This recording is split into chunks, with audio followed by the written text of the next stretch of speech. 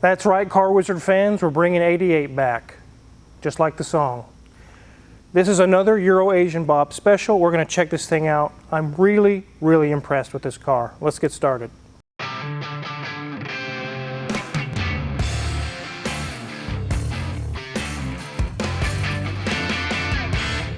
Just like in the song that Iggy Azalea sang, she says bringing 88 back. I'm not even sure what song it was, but I remember hearing that on the radio. And that's what we're doing here. This is a 1988 Ford Thunderbird Turbo Coupe manual transmission. This thing is special. I don't know how EuroAsian Bob does this stuff. If I was wanting to buy one of these and I was searching for one right now, I could spend 6 months finding one. This guy can find one overnight. I don't know how he finds this stuff. We have recently just serviced it and got it ready for sale on his lot. And I was really, really impressed. This thing is nice. You guys are going to see it here in a minute. It has a little over 40,000 original miles on it, all the way from 1988, and this thing is immaculate. But let's quit talking about it. Let's check it out. Let's take a look around. So there's the beautiful face of an 80s Thunderbird. It kind of has a Mustang look to it. On the front, there are little tiny dots where there were rock chips. You can see that they were touch-up paint added to the little chips to cover it up to keep it from corroding. That wouldn't keep me from buying this car because you don't want the whole front rusting out. As we go along to the side, you're going to see all the way around this car, there is nothing wrong with it. These are 16-inch aluminum wheels, and they have very good tires on them. This thing's truly a time capsule. If you guys remember from the 80s, they had the little keypad security where you could get into your car and push the little buttons. This thing has that. They don't have that today. That's old school, and it really is pretty cool. I don't know that there are many of these left on the road that are in this shape. Probably a handful, and that's about it. Now, as we go around to the back, you can see it's the Turbo Coupe. It has the clear lenses in the back, and it looks really, really good. No damage, no scratches. It's not beat up. Very, very shiny and glossy. As we go down this side, you can also see the paint is glossy. It shows very, very well. All the glass is in good shape. It's not cracked or pitted. There's a power antenna. No, it's not missing. It's just a power antenna. You can see it down in there. So let's go ahead and look under the hood.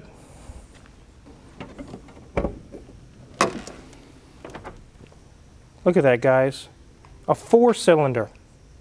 A turbo 4-cylinder. And it looks like it just came off the showroom. All the letters and printing and everything that was from the factory on the brake reservoir is all there. It's not rubbed off or faded off. Everything's glossy and shiny. It's got good belts. Here's our intercooler for the turbo. Everything, I mean, all the connectors even look brand new. The wiring looks brand new. The engine block is still painted black. It's not glossy from oil leaks. It's glossy because it's paint, because it's like new. This one is fully electric fans. It does not have a thermal clutch or anything like a lot of 80s cars had. They've fully gone to electric fans on this one. It's a little bit more modernized. And it has the programmed ride control. It rides very, very nice. I sent Magic Mike on a road test to make sure everything feels great. And he said it's the only car that he's been in lately that rides as good as his old Buick Roadmaster. It rides amazing. Very nice. As you can see, here's our clutch reservoir. Because it is a manual, it's going to make this car very desirable. It does have a distributor, just like the old days. 4-cylinder distributor there, but it is electronic ignition. Let's go ahead and check out the interior. Okay, ladies, gents, here we go. And as the wizard said, it does have just a shade over 42,000 miles on it. And notice that odometer is missing. And notice that it can't be 142 because that 0 is holding that place value.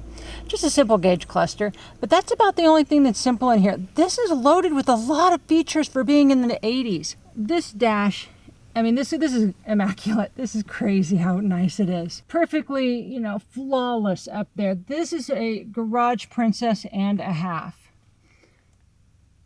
It does have a two-tone kind of a maroon coloring on our interior. And there's a lot of red in here, a lot. I thought my Levante had a lot of red leather in it, but this has taken a little bit more cake than my car. It does have a massive equalizer. The radio is stock with a cassette player. Fun controls for the climate control there. And again, we've got just some different settings to watch for your system. So heads up on any of those way down there. We do have just a standard shift knob for our 5-speed transmission. We do have some pretty impressive controls though for our windows and our seats. And these seats are pretty impressive. We've got a lovely little knee booster. This thing can go in about 12 different directions. Very lovely soft plush velour on it, and it is very comfortable. As you see, things that typically break, like that leather door strap for the handle, those things are always broke. This one's not. Neither's on the driver's side. It's in such amazing shape. As we look at the back seat, this is amazing. This is just phenomenal. Look at that. No kids sat back here dropping Cheerios and spilling their grape juice. This thing is absolutely amazing. As we slide up, as I said, it's a lot of red in here. That headliner is looking perfect as well. As we come up around, the visors, again, brand new shape. I mean, this like it's come right out of the factory. As I said earlier, this has a lot of features that just weren't common in 1988. We take them for granted today, but back then, okay, we might have had an electric antenna. Okay, I'll give you that one. But this one, which kind of fuel you have in the tank? Never heard of that one before. And this switch, this one gives you a choice of which kind of ride you want. Auto, or do you want it as a firm suspension? And as we move up a little bit, you'll see that there is a light to indicate if that firm is turned on, and then I guess how much turbo boost that you have. If we move down a little bit more, we'll see that we've got even more settings. Now, okay, lights, yeah, I know. We have that one. But the auto dim, I wonder how well it does compared to some of the others, because my Levante has it, and I don't keep it turned on because we live in Kansas where there's a lot of opportunities to have your brights on, and it doesn't do a great job, I'll admit. So I just keep it turned off, and I manually can control them better than it can. So I wonder how well this one does. If we look behind the rear view mirror, you'll see there's actually the sensor for it. So it still is there, and I would really be curious to know, does it really work? But I guess that'll be a question you'll have to ask EuroAsian Bob if you're interested in this car. I'm more interested to see what it looks like underneath. Let's get this in the air.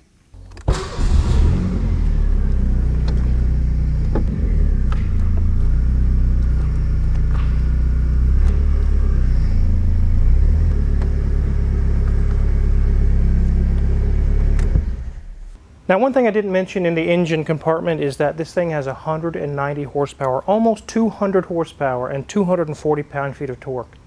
That's like a healthy, large V6, but yet it's a small turbo 4-cylinder. It's really pretty quick. It's really good performance.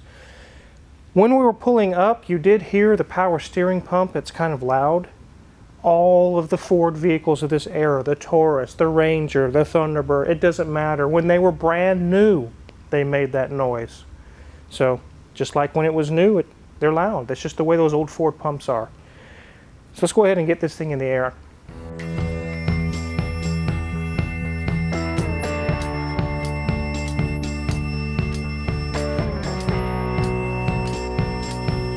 So EuroAsian Bob has told me that this thing is as perfect as it gets. Let's see if he's true to his word. Let's check it out. Start up here, the condenser. You can see up through the bumper here. Everything looks clean. There's not even bugs in there, Mrs. Wizard. There's nothing in there. Very, very nice. Go and move forward here to underneath the radiator. Nice and dry. You can see at some point in the past they put an undercoating, which is very, very good. I'm glad that they did that. There's our electric fans. Even the plastic on the fans looks bright white, like it's brand new. Usually they're dull and yellowed by now. Here's our belts and our hoses. Everything's looking good there. No leaks on the front. Nice and dry. Move down to our steering rack. And again, you can see the undercoating that's been placed on here. Nothing wet on the steering rack. Move to the wheels. The brakes are about 50%, but they still have a lot of life left. Everything looks good there. The struts are not wet with oil. Move over to the oil pan here. Nothing. Dry. Move to this wheel. Brakes 50%. Nothing loose. And that strut is also dry. So Wizard, with 40,000 miles on it, could they be the original brakes? I don't think that they are. They look like that they've been replaced at some point in the past. I don't think they're original. Here's our manual transmission. Again, it's shiny aluminum. There's nothing leaking on it. Again, you can see more of the undercoating that they put on here probably years ago to preserve the bottom, and that was a wise move because it is preserved. It is near perfection. Check our beefy drive shaft here. It's nice and dry at the output shaft seal. This is all stock exhaust and it's not all rusted out and rotted out. This is some undercoating when they sprayed it. I think it got onto the muffler. That's all that is. U-joint's good. Differential's nice and dry. Our shocks are nice and dry. They do have undercoating on them as well. The brakes are also 50% back here. Nothing loose. Sway bar's in good shape. And this one brakes are 50% as well. And one thing that's really cool about this car is it has four-wheel disc brakes all the way around. Some of the cheaper model cars would have had drums, and some of them still have drums today, but this one has four-wheel disc brakes already. You don't need to do a disc brake conversion. It already has them. Here's our fuel tank. Nothing wet there, nothing leaking. There's our exhaust. Even the yellow plastic that's normally corroded and destroyed is all straight without even a single crack in it. I didn't find anything, Mrs. Wizard. I didn't either. Nothing. No, it's amazing. The only thing this car needs to be perfect is nothing. It just needs to be bought. That's all it needs, and be driven. Let's get this thing on the ground.